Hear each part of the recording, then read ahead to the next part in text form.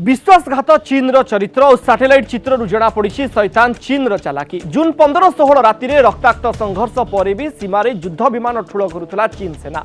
पेंगोंग ठारू मात्र 400 किलोमीटर दूर हटन एयरफोर्स बेस रे मुतयन करथिला अत्याधुनिक लढ़ुआ विमान। जून 22 तारिख में आकाश मार्ग उठा जाइछि चित्र जहां चतुर चीन पोल खोली देछि। चीन और पाकिस्तान को संजोग करुथुबा काराकोरम हाईवे ठारू 200 किलोमीटर दूर एवं पूर्व लद्दाख सीमा को लगी पेंगोंग ह्रदर फिंगर 4 ठारू 400 किलोमीटर दूर रे रहिछि चीन रो हटन एयरफोर्स बेस। एलएसी उपरे नजर रखिबा पाई एवं युद्ध भली परिस्थिति रे भारतीय सेनार मुकाबिला करिबा पाई चीन सेना को बेस सहायक होई पारे एही एयरफोर्स बेस। एथिरे रहिछि 3330 मीटर रनवे जहां 60 मीटर चौड़ा। सबुठारु बड़ कथा हेउछि एही एयरफोर्स बेस रो 3टी रनवे को चीन रो पीपल्स लिबरेशन आर्मी रो वायुसेना व्यवहार करुथबा बेले गोटिए बेसामरिक टर्मिनाल मध्य रहिछि।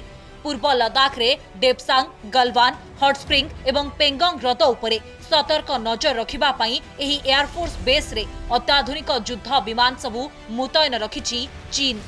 काराकोरम जातीय राजपथ ठारू 200 किलोमीटर दूर रे रहितिबारु एठारे अत्याधुनिक अस्त्र शस्त्र ठारू आरंभ करी मिसाइल मध्य अति सहजरे पहुंचाई पारुछि चीन सेना। ए हेउछि जून 22 तारिख रे सैटेलाइट द्वारा निया जाइथिबा चीन हटन एयरबेस रो चित्र।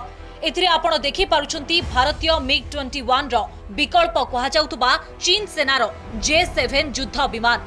परिवर्तन अपेक्षा रे रहिछि चीन रो एही पुराना युद्ध विमान। गोटिए प्लाटफॉर्म रे बहु संख्या रे J-7 लड़ुआ विमान रखा जाइथिबा बेले पाखरे रहिछि आउ एक प्लाटफॉर्म।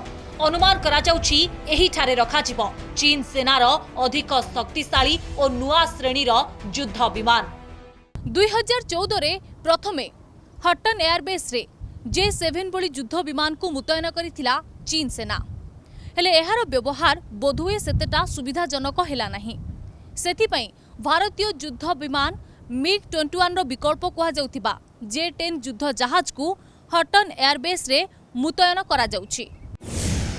2017 रु हटन एयरबेस को आसीछि चीन रो अत्याधुनिक लढ़ुआ विमान J-8II और J-11B विमान। जदियो अल्प संख्यक एही अत्याधुनिक लढ़ुआ विमान को मुतयन करा जाइछि किंतु सैटेलाइट चित्रु जना पड़ुछि दुईटी वर्गर गोटिए लेखाए रेजिमेंट रहिछि चीन रो हटन एयरफोर्स बेस रे। बड़ कथा हेउछि 6टी मिसाइल खचित लढ़ुआ विमान को भारतर पूर्व लद्दाख सीमांत हटन वायुसेना घाटी रे मुतयन रखिछि चीन। सैटेलाइट चित्रु जड़ा पड़ुछि पुराना कालिया J-7 युद्ध विमान को विमान बंदर यूएवी हैंगर रे रखा जाइछि। अर्थात एगुडी को विकसित करी अनमैन्ड कम्बैट एरियल व्हीकल रे परिवर्तन करा जिवो।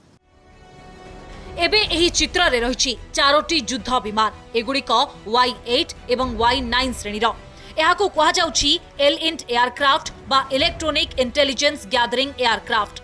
4टी विमान रु 2टी Y-8G किंबा Y-8GX4 भली जना पड़ुछि एवं अन्य 2टी KJ-500 किंबा Y-9GX10 परी मने हेउछि। एही लड़ुआ विमान गुड़िकर विशेषत्व हेला एहा अति दूर रे थिबा राडार को मध्य जाम करि दे पारे कारण एथिरे रहिछि long range stand off jamming antenna.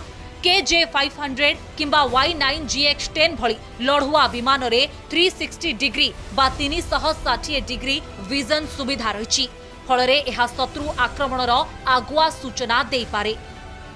भारतीय सीमारे गंडगोल परे चीन एगुडी को अनिर्दिष्ट काल जाए मुतयन करबाकू योजना करिथिबा जଣା पड़ुछि।